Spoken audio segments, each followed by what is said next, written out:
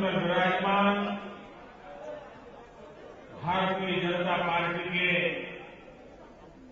सभी वरिष्ठ नेतागण,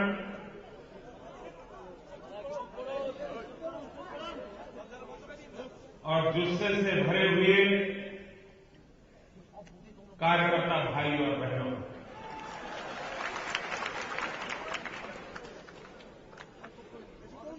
ये मेरा सौभाग्य है कि मुझे उस ऐतिहासिक भवन में आकर के आपके बीच बातचीत करने का अवसर मिला है, जिस भवन की स्मृतियां गुरुदेव के साथ, सुभाष बाबू के साथ जुड़ी हुई है, और उसके कारण एक अलग प्रकार की वाइब्रेशन की अनुभूति होती है जब इन महापुरुषों का स्मरण करते हैं। ऐसे अनेक महापुरुष जिन्होंने देश के लिए जीवन खपा दिया और बंगाल ने त्याग और तपस्या के क्षेत्र में एक बहुत ऊंची मिसाल कायम की है।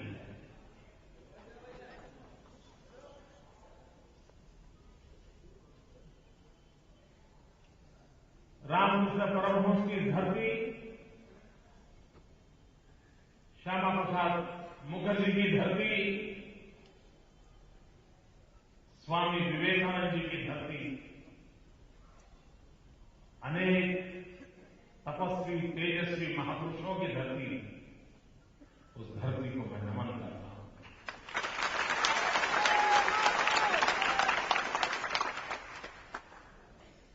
15 अप्रैल को आप नववर्ष मनाने जा रहे हैं। आपके नववर्ष के लिए मेरी बहुत बहुत शुभकामनाएं।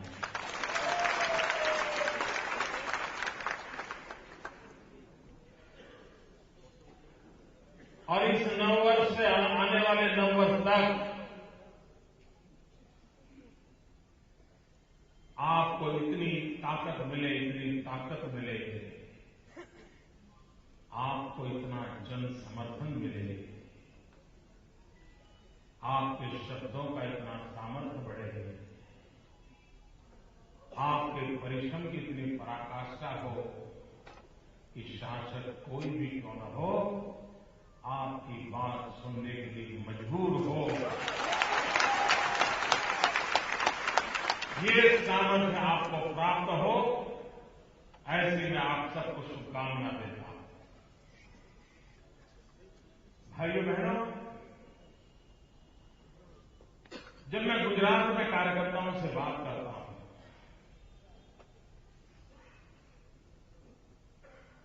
और आप जानते हैं मैं वर्षों तक संगठन के कार्य से जुड़ा था। संगठन के कार्य हेतु अनेक बार पश्चिम बंगाल का भी प्रवास किया था। कार्यकर्ताओं के साथ घंटों तक बातें करने का मुझे अवसर मिलता था। देश भर में संगठन के कार्य से भ्रमण करने का सौभाग्य मिला था। अब दायित्व बदल गया, उसके कारण मैं गुजरात में अपना शक्ति और समय लगा रहा हूं। लेकिन जब भी मैं गुजरात के कार्यकर्ताओं से बात करता हूं, तो मैं हमेशा उन प्रदेशों के कार्यकर्ताओं का जिक्र करता हूं जिन प्रदेशों में भारतीय जनता पार्टी के कार्यकर्ताओं के इतने कष्ट झेलने पड़ते हैं। राजनीतिक प्रतिस्पर्धी ऐसे दुश्मन की तरह उनके साथ व्यवहार करते हैं।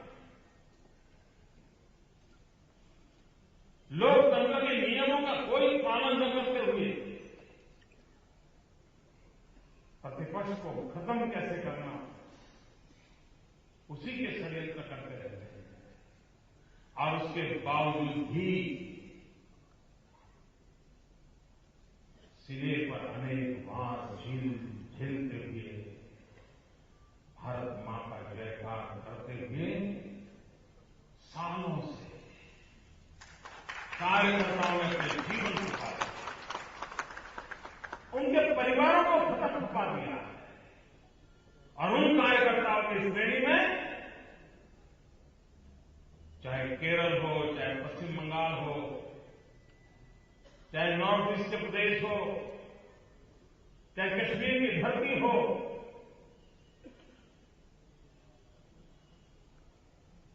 चाहे मेरा बंगाल हो, ये सब कार्यकर्ता देश भर के कार्यकर्ताओं की प्रेरणा है। आपको लगता होगा कि गुजरात में 3 बार विजयी हो गए तो नरेंद्र मोदी कुछ बन गए। मित्रों, हम गुजरात के कार्यकर्ता आज भी आपके तप और तपस्या को स्मरण करके दौड़ने की ताकत का,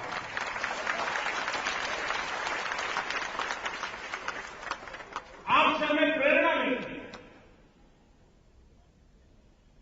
क्योंकि आपके सामने कई वर्षों तक दूर दूर तक कहीं सत्ता नजर नहीं आई। जमानत बच जाए तो भी बहुत है, ये पता होने के बाद भी एक विचार के लिए, एक आदर्श के लिए, मां भारती का कल्याण हो, इस यज्ञ में हम भी कुछ आहुति दें। उस प्रकार से आप लोगों ने और 2-2, 4-4 पीढ़ी खपते थे, आपका ये त्याग, आपकी ये तपस्या, मेरे बंगाल के कार्यकर्ताओं का पसीना कभी न कभी तो रंग लाएगा।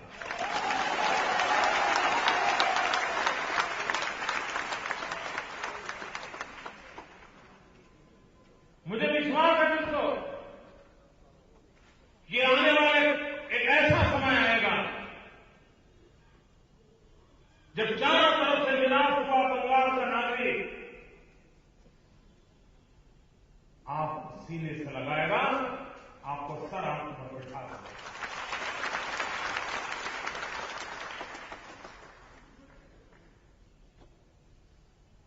ये बंगाल की भूमि है जो बराबर तरासती है, और एक बार तरासने का बाद स्वीकार किया तो लंबे अरसे तक आपको अवसर भी देगी। इस भूमि की विशेषता, भाइयों बहनों, राजनीति ने अपना रूप बदल चुका है।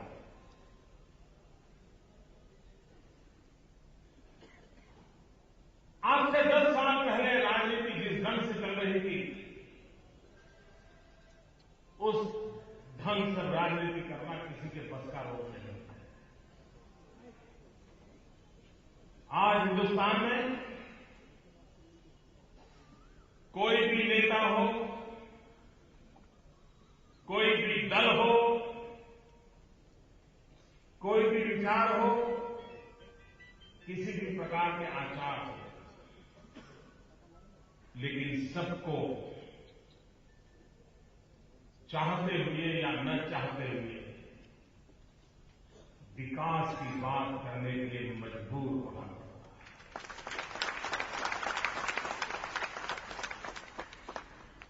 जनता जनार्दन के सामने जाकर के विकास के मुद्दों पर विश्वास पैदा करने की कोशिश करनी पड़ती है।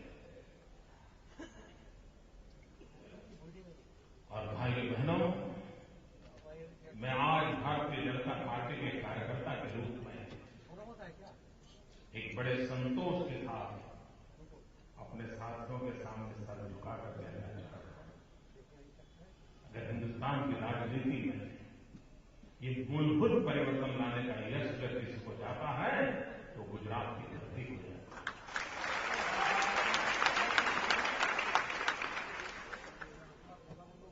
विकास के मुद्दे पर राजनीति हो सकती है, सामान्य मानवीय शासन क्यों बनाता? सरकार किसके लिए होती है?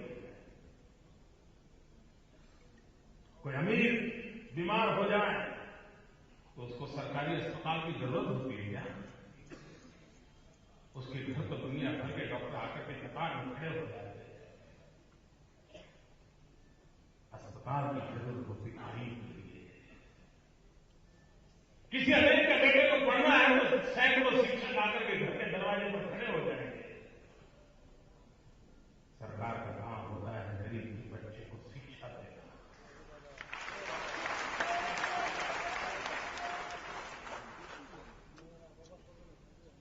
जो रुपयों से खेलते हैं उनको कठिनाइयों का पता नहीं होता है, लेकिन जो नौजवान अपनी विधवा मां के सपनों को पूरा करने के लिए रात रात फुटपाथ पर अपनी लाइफ पर बैठ करके पढ़ाई की है, उस बच्चे को मां के सपनों को पूरा करने के लिए रोजगार चाहिए। ये रोजगार की चिंता करना सरकार का काम है।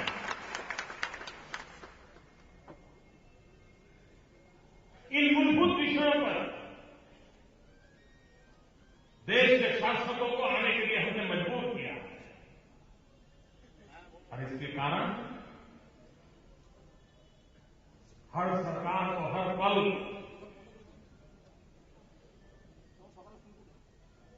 अपने किए हुए कामों का हिसाब देना पड़ता है।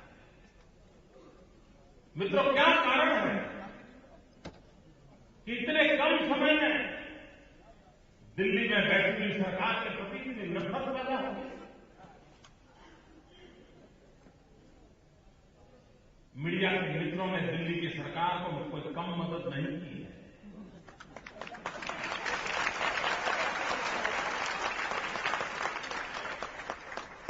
जितना बचा सकते हैं बचाया, जितनी मदद कर सकते हैं करते कर रहे हैं। इस देश के अंदर एक शासन के पास हमेशा जुड़ जाने वाला वेस्टेड इंटरेस्ट ग्रुप है। उन्होंने क्या कुछ नहीं किया है सरकार की इज्जत को बचाने के लिए? ढेर सारी कोशिशें की, लेकिन उसके बावजूद भी हिंदुस्तान के चप्पे चप्पे में, हिंदुस्तान के जन जन के मन में ये दिल्ली में बैठी हुई सरकार के प्रति नफरत क्यों है? इतना आक्रोश क्यों है? मित्रों, मैं राजनीति में तो बड़ी देर से आया, लेकिन सालों तक जिंदगी सांस्कृतिक सामाजिक कामों में लगाई थी, राजनीति में नहीं था। लेकिन अभ्यास करने का स्वभाव था, देखता था। मित्रों, मैं अनुभव के आधार पर कहता हूं, एक राजनीतिक शास्त्र के विद्यार्थी के रूप में कहता हूं कि दिल्ली के तट पर आजादी के बाद शायद ये पहली सरकार ऐसी है जिसके प्रति इतनी भयंकर घृणा और नफरत का माहौल है।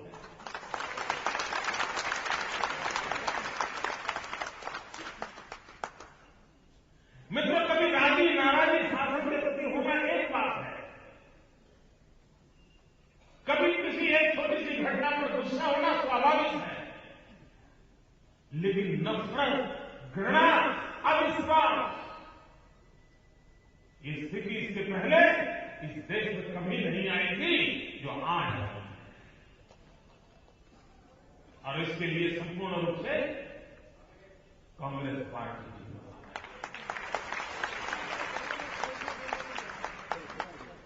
और कांग्रेस पार्टी इस हद तक अपने स्वार्थ को लेकर के आगे बढ़ रही है कि कुछ भी बुरा हो जाए और मान लीजिए वो बुरा नॉन यूपीए स्टेट में हुआ तो उछल उछल करके उस राज्य को बदनाम करने के लिए पूरी शक्ति लगा देते हैं। और अगर यूपीए स्टेट में नहीं हुआ या सेंट्रल गवर्नमेंट में हुआ तो बेशक बेशर्मी के साथ सारे काम अपने साथी पक्षों के सर पर डाल देते हैं। बड़ी चतुराई है, जैसे उनका तो कोई गुनाह ही नहीं, उनकी कोई जिम्मेवारी नहीं, उनका कोई दायित्व नहीं। क्या भाइयों बहनों, हम लोगों के रहते हुए ऐसी कांग्रेस पार्टी इस देश में रहनी चाहिए?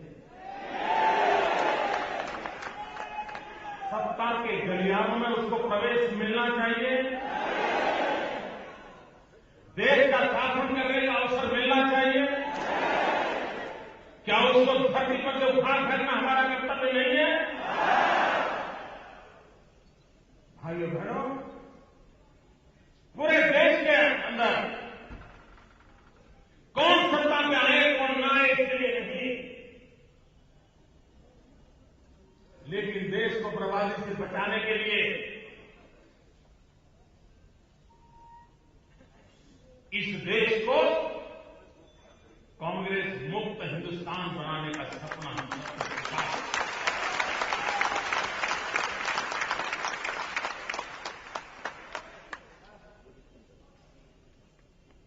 भाइयों बहनों, क्या कारण है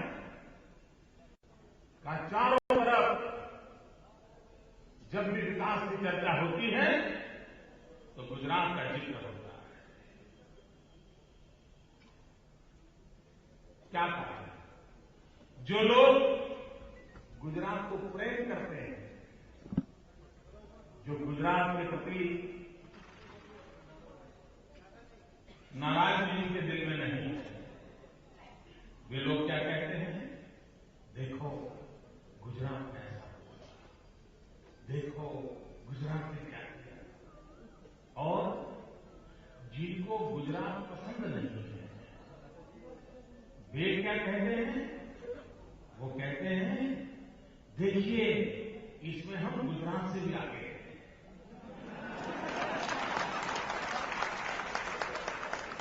यानी पसंद है तो भी ना पैरामीटर गुजरात है, अगर पसंद नहीं है तो भी पैरामीटर गुजरात है।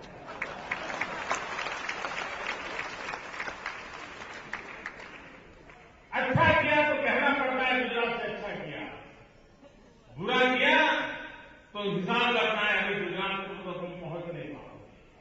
ये स्थिति क्यों पैदा है? मैं देश के पॉलिटिकल पंडितों को निमंत्रण देता हूं, और बंगाल की धरती तो विद्वान लोगों की धरती है, और सच्चाई और ईमानदारी के साथ देखने का साहस रखने वाले लोग आज भी बंगाल की धरती में है।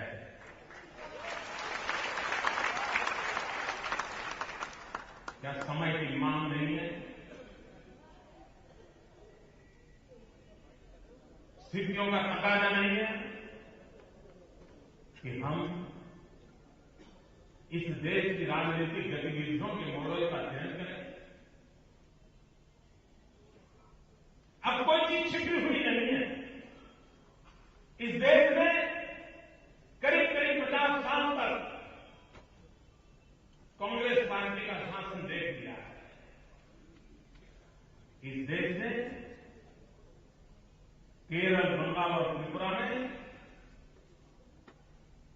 कम्युनिस्टों का शासन देख लिया है। इस देश ने परिवार द्वारा चल रही पार्टियों का शासन देख लिया है। इस देश ने प्रादेशिक पक्षों के द्वारा चल रही सरकारें देख ली है। इस देश ने भारतीय जनता पार्टी की सरकारें देखी। एक प्रकार से पिछले 60 वर्ष में 5 अलग अलग प्रकार की सरकारों के मॉडल इस देश में कार्यरत रहे, और उन सभी सरकारों का उत्तम से उत्तम समय कौन सा हो उठा लिया जाए। 50-100 पैरामीटर तय किए जाए, और किस सरकार ने अपने 5 साल के कार्यकाल में क्या काम किया, जनता की भलाई के लिए क्या काम किया, विकास के लिए क्या काम किया, शुचिता की दृष्टि से क्या काम किया, समाज का विश्वास बनाने की दिशा में क्या काम किया, अलग अलग मानदंड लेकर के उसको तय किया जाए और फिर लेखा जोखा लिया जाए। इस सच्चे अर्थ में देश की भलाई के लिए काम करने वाली कौन सी सरकारें हैं, सामान्य मानव की भलाई के लिए काम करने वाली कौन सी सरकारें हैं, इसका लेखा जोखा हो जाएगा। और मित्रों, मैं बिल्कुल विश्वास से कहता हूं, जिस दिन इस 5 प्रकार की सरकारों के मॉडल का इवैल्यूएशन होगा, भारतीय जनता पार्टी उत्तम से उत्तम परफॉर्मर के रूप में देश के सामने। आप मुझे बताइए, इतने सालों तक कांग्रेस पार्टी ने दिल्ली में राज किया, पंचायत से पार्लियामेंट तक एक ही दल का शासन, विरोध पक्ष को खा ही नहीं। 5-15 लोग आकर मिलकर मुश्किल से जीतते जा रहे थे। वो दिन थे जब मीडिया इतना वायरल नहीं था, वो दिन था जब जुडिशियल एक्टिविज्म नहीं था, वो दिन थे जब एनजीओ की भरमार नहीं थी, वो दिन थे जब पीआईएल करने की और कोर्ट में जाकर के तूफान खड़े करने की परंपरा नहीं थी। पूरी तरह 3 दशक ऐसे गए हैं कि जिसमें कांग्रेस को कोई पूछने वाला नहीं था। सब कुछ वो जो करे वो आखिरी, ऐसा माहौल था। इतना अच्छा अवसर मिलने के बाद भी, इतनी सुविधा रहने के बाद भी, रुकावटों का नामो निशान न होने के बावजूद भी, क्या कारण था कि कांग्रेस पार्टी इस देश को कुछ नहीं दे पाई। और आज हम लोग अगर सत्ता में है तो कभी सीबीआई आकर के धमकती है, कोई हफ्ता ऐसा नहीं हुआ कि पीआईएल सुप्रीम कोर्ट में चली न गई हो, मीडिया के मित्रों के माध्यम से कोई हमला न हुआ हो, एनजीओ ने कोई तूफान खड़ा न किया हो, विपक्ष कानून को रोकने के लिए पूरी ताकत से लगा हुआ हो। इतने विरोध अवरोध के बीच चाहे डॉक्टर रमन सिंह की छत्तीसगढ़ की सरकार हो, चाहे शिवराज सिंह की मध्य प्रदेश की सरकार हो, चाहे हिमाचल में प्रेम कुमार धूमल की सरकार हो, चाहे राजस्थान में वसुंधरा राजे की सरकार हो, चाहे कर्नाटक में शेखर की सरकार हो, चाहे गोवा में मनोहर पर्रिकर जी की सरकार हो, जहां जहां भारतीय जनता पार्टी को सरकारें चलाने का अवसर मिला है, एक भी सरकार पर भ्रष्टाचार के कोई गंभीर आरोप नहीं लगे।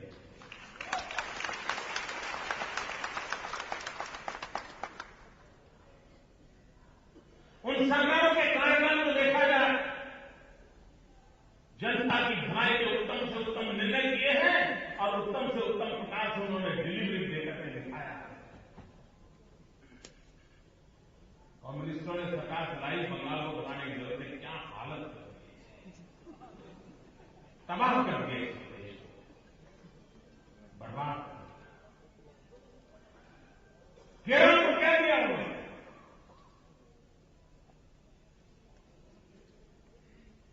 चुनाव जीतने के नए नए तौर तरीके खोजने में वो 5 साल लगे रहते हैं।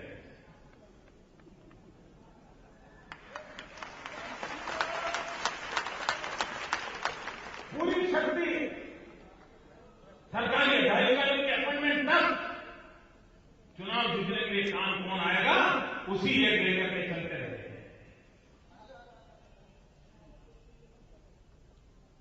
अपने विरोधियों को प्रताड़ित करना, उनको परेशान करना, उनको जिंदगी से हाथ धोना पड़े, सार्वजनिक जीवन छोड़ना पड़े, यहां तक उन पर जुल्म करना, यही काम इन लोगों ने किया। और उसके बावजूद भी जनता की आशा आकांक्षा को पूर्ण करने की कोई परिणाम नजर नहीं आता है।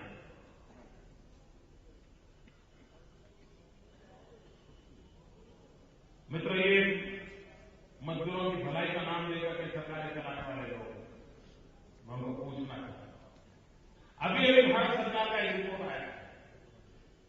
वो रिपोर्ट ये कह रहा है पूरे हिंदुस्तान में कम से कम नौजवान बेरोजगार कहीं है तो राज्य का नाम गुजरात है।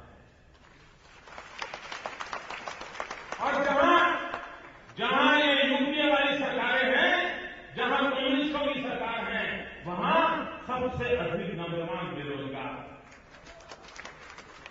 क्या किया? और इसलिए भाइयों बहनों, हम अध्ययन करके बारीकियों की जानकारियों के साथ देश की युवा पीढ़ी को, देश के नागरिकों को प्रशिक्षित करने का हमारा दायित्व है कि भले हम छोटे होंगे, भले आज बाजार में हमारी उपस्थिति कम होगी, लेकिन हमने जो रास्ता चुना है उस रास्ते में कई राज्यों का भला किया है। बंगाल का भी भला हम कर सकते हैं। ये बात जनता की विश्वास दिखाना।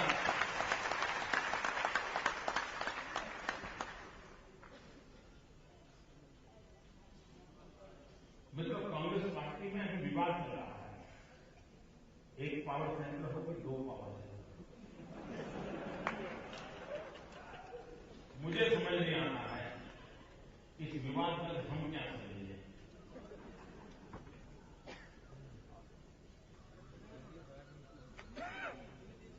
आप मुझे बताइए मित्रों, कितने पावर सेंटर बात की बात है, कहीं पावर नजर आ रहा है?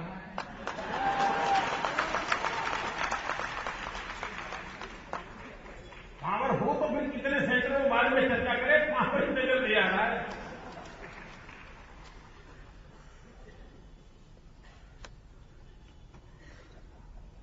और सिर्फ बैटरी बदलने से गाड़ी चलने वाली नहीं है।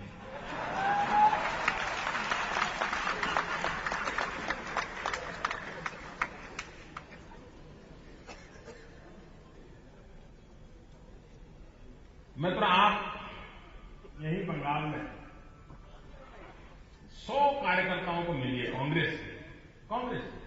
यह हमारे पत्रकार मित्रों से एक छोटा सा प्रार्थना करके आज जाना चाहता हूं। और मुझे विश्वास है कि बंगाल के पत्रकार मेरे प्रति बहुत ही प्रेम रखते हैं, तो जरूर मेरा एक काम करेंगे और जरूर मेरा एक काम करेंगे।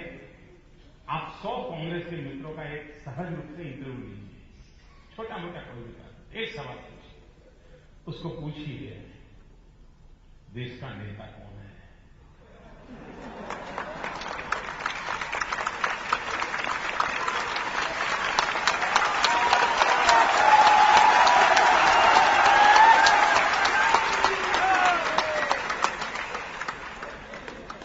मैं कांग्रेस के लोगों का इंटरव्यू मुझे करने के कह रहा हूं। मित्रों, आप देखना 100 में से एक भी व्यक्ति डॉक्टर मनमोहन सिंह जी का नाम नहीं बोलेगा।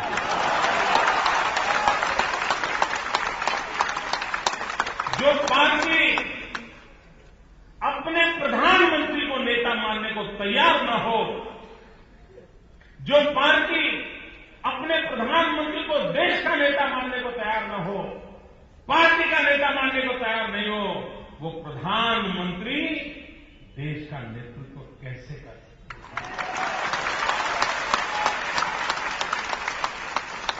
उनकी पार्टी उनको स्वीकार नहीं कर रही। आप पूछ लीजिए, मुझे विश्वास है बंगाल के पत्रकारों की ईमानदारी पर वो जरूर जाएंगे और पूछ करके आएंगे और अखबार में छापेंगे।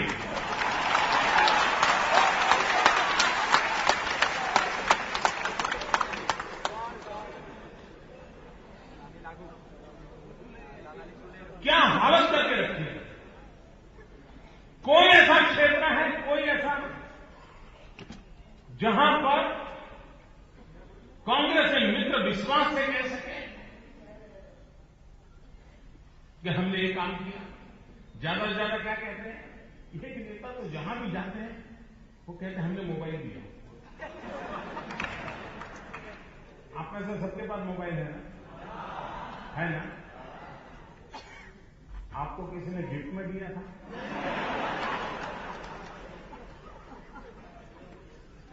सीधा बैंक में ट्रांसफर होकर के आया था? अपनी जेब के पैसों से लाए हो? फिर भी बताइए कितना बड़ा झूठ बोल सकते हैं कि मोबाइल फोन हमने दिया। ये कैसे? हम इनकी हिम्मत देखिए और ये देश देखिए तो उनको सवाल नहीं पूछ रहा है कि भैया तुम कैसे कह रहे हो मोबाइल फोन हमने दिया।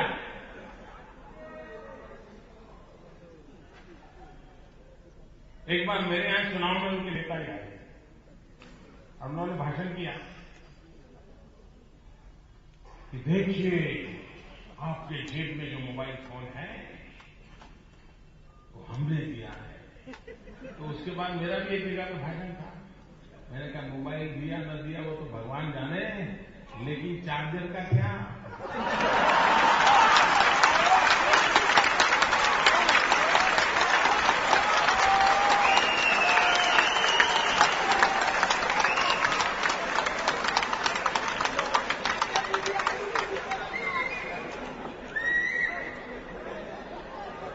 बिजली तो है नहीं, वो चाहत कहां करवाएगा? पहले बिजली तो दो।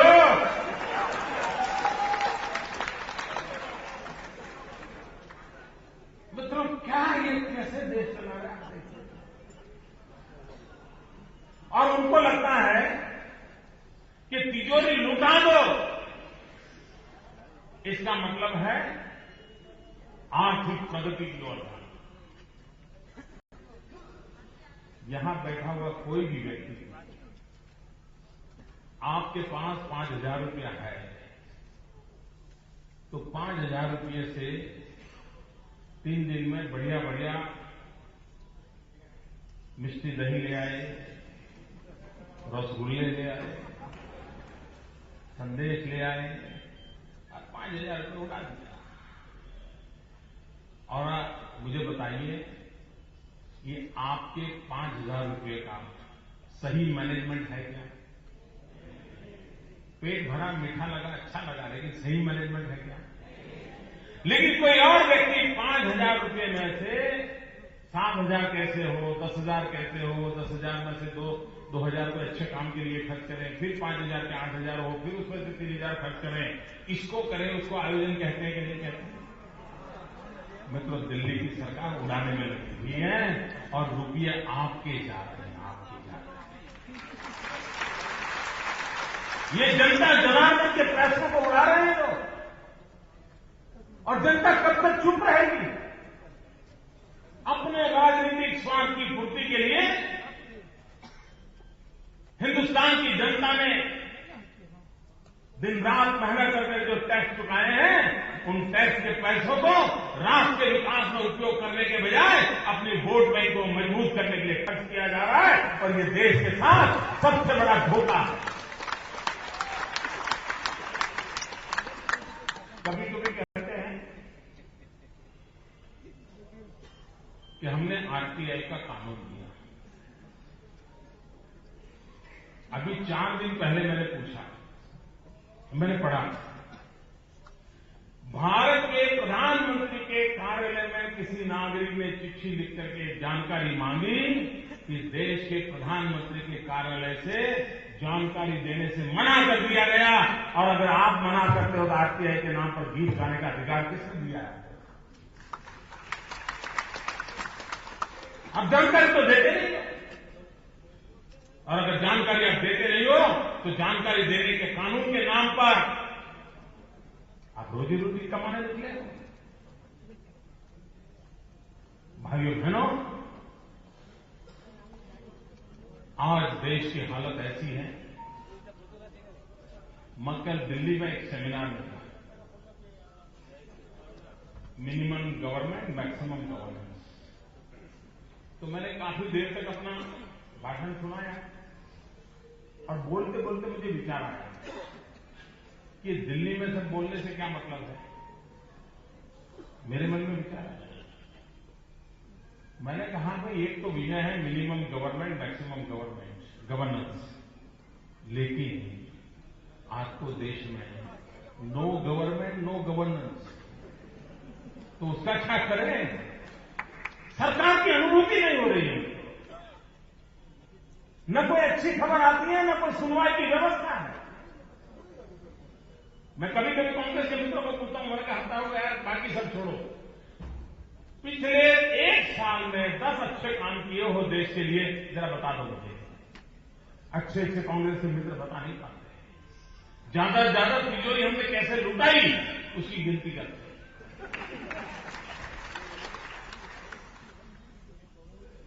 भाइयों बहनों, अगर यही स्थिति होती है तो क्या होगा?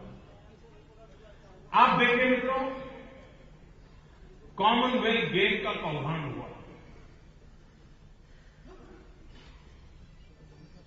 दुनिया की सबसे बड़ी ताकतवर सरकार कोई थी तो दिल्ली में थी, सबसे बड़ी सरकार थी तो दिल्ली में थी। ऊपर नीचे जितनी सरकारों के लेयर है सारी की सारी उनकी सरकारें थी। सब कुछ उनका होने के बाद भी सारी दुनिया में हमारी नाक कट गई और कॉमनवेल्थ गेम के अंदर अरबों खरबों रुपयों का भ्रष्टाचार हो गया। और उसके बावजूद भी उनका कोई दायित्व ही नहीं। जैसे रेनकोट पहन करके बाथरूम में नहा रहे हो,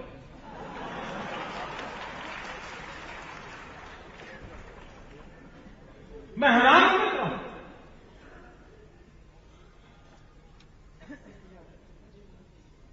और देश के पंडितों से मैं पूछ रहा हूं, इनको कैसे माफ किया जा सकता है? कैसे उनके पापों को स्वीकार किया जा सकता है? मित्र, इस देश के अंदर इन दिनों चर्चा चल रही है, ग्रोथ रेट डाउन हो गया, ग्रोथ रेट डाउन हो गया। क्यों हो गया भाई? आर्थिक का विकास दर चाहिए तो आपको आर्थिक गतिविधि चाहिए, कृषि में काम होना चाहिए, मैन्युफैक्चरिंग में काम होना चाहिए, सर्विस सेक्टर में काम होना चाहिए। लेकिन अगर कारखाने कैसे चलेंगे भाई? अगर बिजली नहीं है तो कारखाने कैसे चलेंगे? कारखाने नहीं चलेंगे तो नौजवानों को रोजगार कहां से मिलेगा? कारखाने नहीं चलेंगे तो इकोनॉमी कैसे मोबिलाइज होगी? मोमेंटम कहां से आएगा? और कारखाने चल क्यों नहीं रहे? तो कहे बिजली नहीं है। तो बिजली क्यों नहीं है? क्या बिजली के कारखाने नहीं है क्या? बिजली के कारखाने हैं, अरबों खरबों रुपया लग चुके हैं, कारखाने खड़े पड़े हैं, लेकिन बिजली पैदा नहीं करते। तो बिजली पैदा क्यों नहीं करते? क्यों नहीं करते? क्योंकि कोयला नहीं है। कोयला क्यों नहीं है? तो कोयला खदान में है। खदान में क्यों है? तो अभी हमने पॉलिसी डिसाइड नहीं की। कितने साल हुए? 3 साल हुए। कब करोगे? 14 तक तो रहने वाले नहीं हो।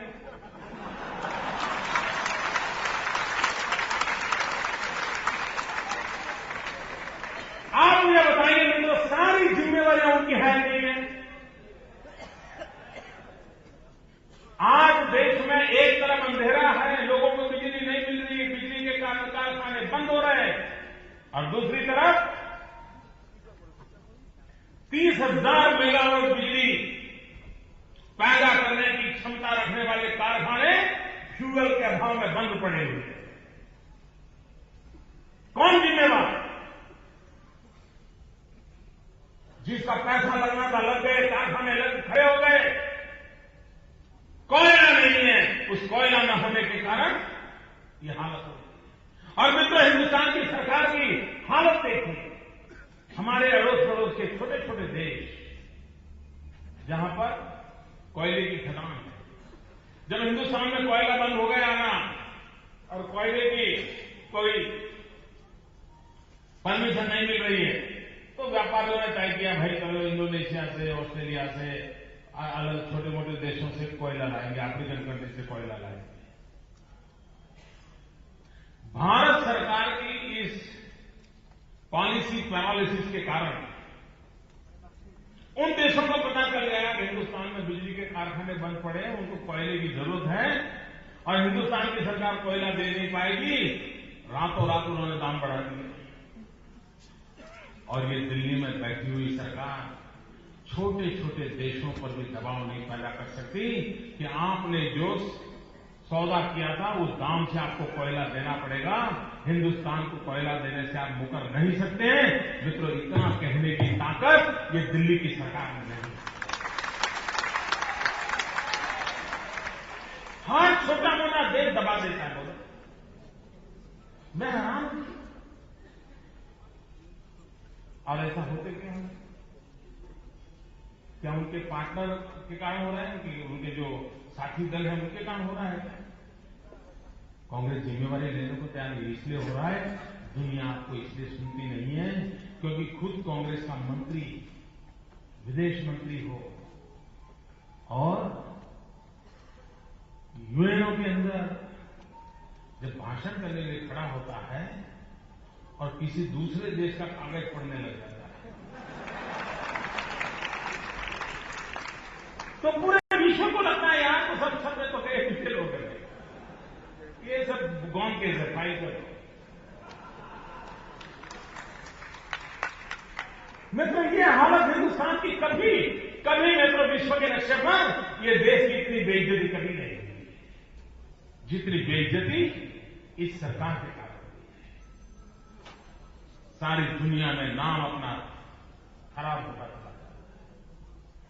विश्व में कोई हम पर विश्वास नहीं करता। आपने अच्छा व्यापार हो, आपकी अच्छी प्रोडक्ट हो, तो भी विदेशों के बायर आपके साथ व्यापार करने से डर रहे हैं। आप स्वतंत्र होने के बाद भी डर रहे, तो उसको भरोसा नहीं कि भारत सरकार की नीति कब बदल जाएगी और बायर ने जो सौदा किया है वो फुलफिल नहीं होगा, पता नहीं रुक के डूब जाएंगे। भाइयों बहनों, ये इनकी स्थिति है। बीच में हमने देखा गरीबों को अन्न नहीं मिल रहा, राशन कार्ड है, गेहूं नहीं मिल रहा है, चावल नहीं मिल रहा है, केरोसिन नहीं मिल रहा। और दूसरी तरफ अखबारों में टीवी पर खबरें आ रही हैं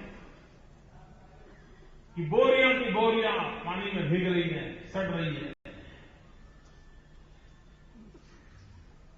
देश का किसान ने परिश्रम किया हुआ अन्न सड़ रहा है, तो किसी ने पीआई कर दी, तो सुप्रीम कोर्ट ने डंडा चलाया कि सारा जो अन्न के भंडार भरे पड़े हैं, अगर उसको संभाल नहीं सकते हो तो गरीबों को बांट दो। ये दिल्ली की सरकार ने गरीबों को नहीं बांटा। दिन रात कहते हैं कि हमको सुप्रीम कोर्ट जो कहती है वो करते हैं। सुप्रीम कोर्ट ने 50 बार कहा, लेकिन उन्होंने नहीं किया। और किया तो क्या किया? भाइयों बहनों, सुप्रीम कोर्ट संवेदना के साथ ये कहती है कि अन्न गरीबों को बांटो। दिल्ली में बैठी हुई सरकार कहती है कि हम गरीबों में नहीं बांटेंगे। और किया तो क्या किया? शराब बनाने वाले जो ठेकेदार थे, उन शराब के ठेकेदारों को 65 पैसे के दाम से ये अन्न दे दिया गया।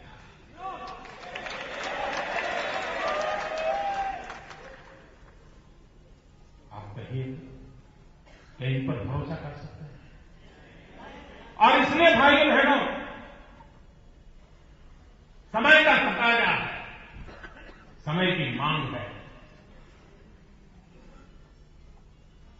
कि हम सभी भारतीय जनता पार्टी के कार्यकर्ता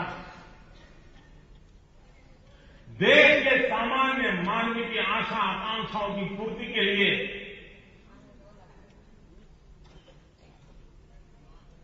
आजादी के लिए शहीद होने वाले महापुरुषों ने जो सपनों से जुड़े थे, उन सपनों को पूरा करने के लिए स्वामी विवेकानंद की 150वीं जयंती जब देश मना रहा है, तब विवेकानंद जी के उन सपनों को पूरा करने के लिए भारतीय जनता पार्टी के एक कार्यकर्ता ने इस देश में से कांग्रेस पार्टी को उखाड़ फेंकने का संकल्प करके आगे बढ़ा। इस देश को तोड़ने वाले, इस देश को कठिनाइयों में डालने वाली सारी परास्त करने का संकल्प कर रहा हूं। और मित्रों, मैं विश्वास से कहता हूं, वक्त बहुत तेजी से बदल रहा है।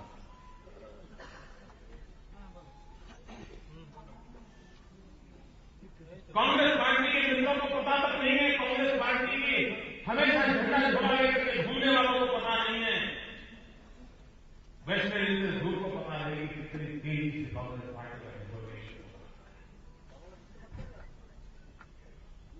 राजी नाराजी के तराजू से हिंदुस्तान की राजनीति का विश्लेषण करने का वक्त चला गया।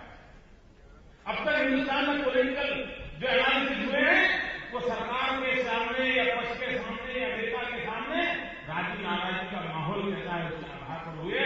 पहली बार हिंदुस्तान की राजनीति में नफरत और घृणा के मापदंड बनकर हिंदुस्तान की कांग्रेस पार्टी को तोड़ा है। ऐसी नफरत, ऐसी घृणा, ऐसा गुस्सा, और देश के कोने कोने में कोई समस्या ऐसी नहीं है जिसको सुलझाने की दिशा में उन्होंने कोई प्रामाणिक प्रयास किया, 2 कदम भी चले हो। और इसलिए भाइयों बहनों, मां भारती की सेवा करने में लगे हुए भारतीय जनता पार्टी के लक्षावधि कार्यकर्ता अपने सामर्थ्य से, अपनी शक्ति से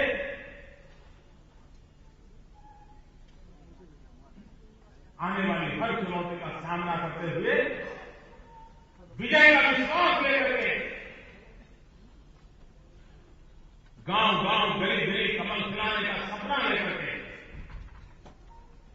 जिस धरती पर डॉक्टर श्यामा प्रसाद मुखर्जी का जन्म हुआ और जिन्होंने सपना संजोए हैं, तो श्यामा प्रसाद मुखर्जी के सपनों को पूरा करने के लिए आओ हम पूरी ताकत से काम करेंगे, हम कोई कमी न करें।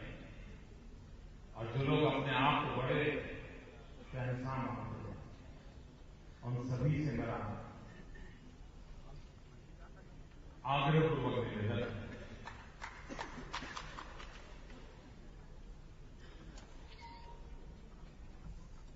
ये मान के चलिए कि यावत चंद्र दिवाकर आपका राज रहने वाला नहीं है।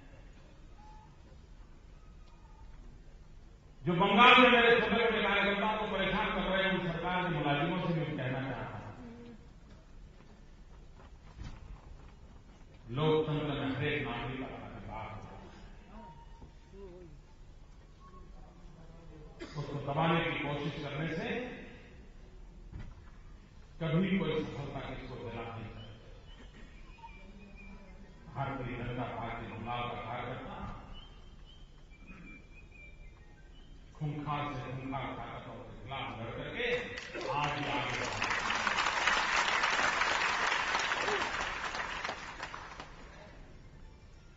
रुकना, हटना, झुकना, यह हमारा चरित्र नहीं है, यह हमारे संस्कार नहीं है।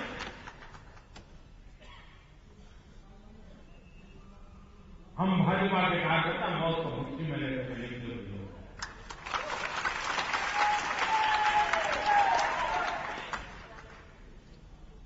मां भारती के कल्याण के लिए लिखते हुए लोग हैं। हमें कोई चुनौती न दे, और अगर ये कोशिशें होती रहेगी तो भारतीय जनता पार्टी और अधिक ताकत से आगे बढ़ेगी। आजकल मैं देख रहा हूं कि मेरा कहीं पर भी कोई भाषण होता है तो यहां भाषण मेरा पूरा हो जाए उसके पहले प्रधानमंत्री कार्यालय से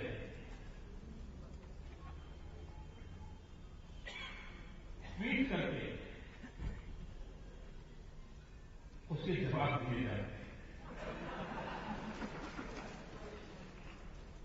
प्रधानमंत्री कार्यालय और तुरंत, मैंने अभी मेरा भाषण पूरा हो गया, मैं अभी तो वहां बैठने जाऊंगा, तब तक मैं तो 2-3 चीजें छोड़ देते हैं और सरासर झूठ,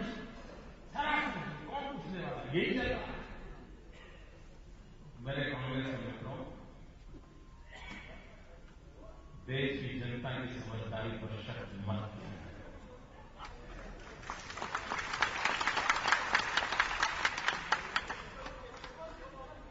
देश की जनता को पूरी समझ है सच क्या है, दूध का और दूध और पानी का पानी कैसे होता है, ये देश की जनता पूरी भांति जानती है। कांग्रेस की कोशिशों से कुछ निकलने वाला और सत्य सीना तान के प्रकट होकर के रहेगा। इस विश्वास के साथ हम आगे बढ़े। मित्रों, आपने मेरा सम्मान किया, प्यार दिया, इसलिए मैं आपका बहुत बहुत आभारी हूं। धन्यवाद।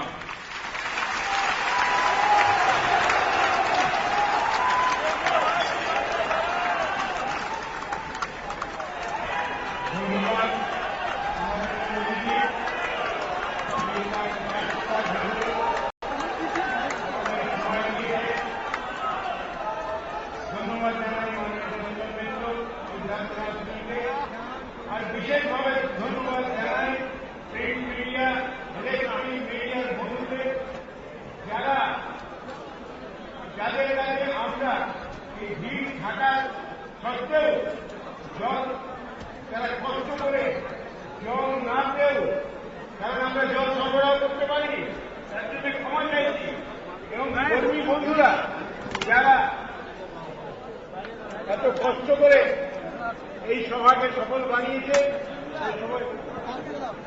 বাইরে যারা আছে, যারা বাইরে থেকে বহুকে এই সভাকে শুনেছেন, জানিয়েছেন, নরেন্দ্র মোদীকে সবাইকে ধন্যবাদ জানিয়ে এই সভাকে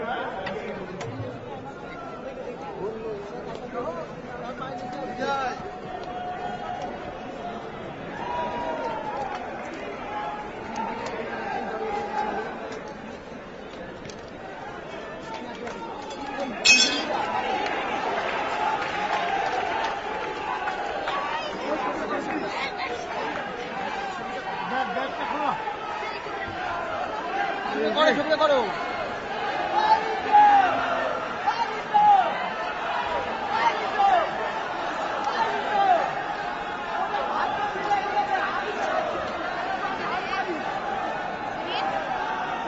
মাথা শোনো নাই।